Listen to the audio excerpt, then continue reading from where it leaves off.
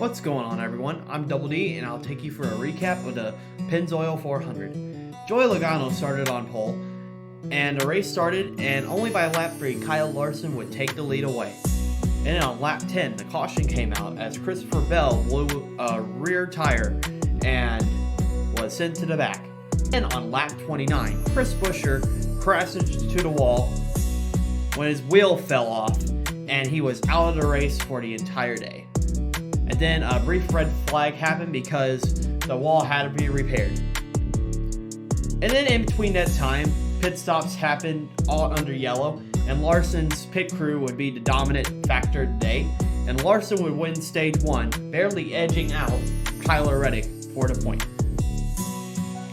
As around lap 108, Larson would take the lead away from Denny Hamlin, and LaJoie looked pretty well this race. He would be racing inside the top 10 for most of the race. Green flag pit stops would occur during stage 2, and Larson would still stay in the lead. And then, with only 10 laps to go before the stage end, Christopher Bell brought out his second caution of the day by spinning out. The field will be back under green flag conditions for a few laps, and once again, just like the first stage, Larson would barely hang on to win stage 2. Kyle Larson swept both the stages.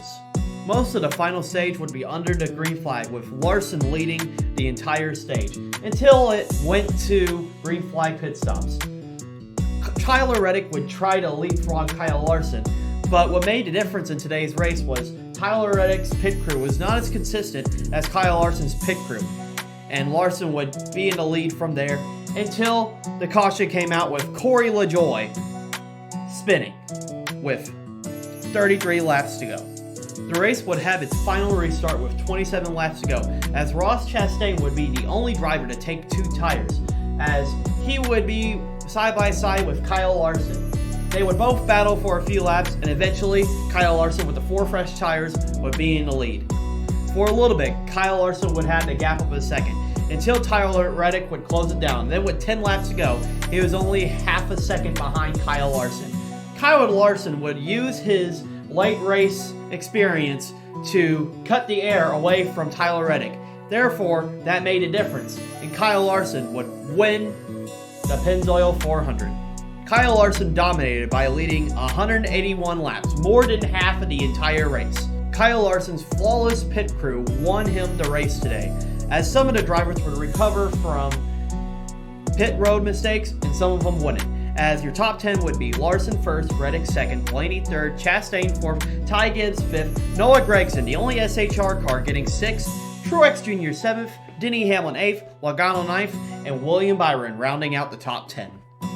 For myself, if I had to put this race on a scale 1 to 10, I'd give it a 7.5. Because the race, although Kyle Larson dominated, it did have a great ending with Tyler Reddick making it close. And all of the strategies all around the field and the restarts were pretty amazing as well.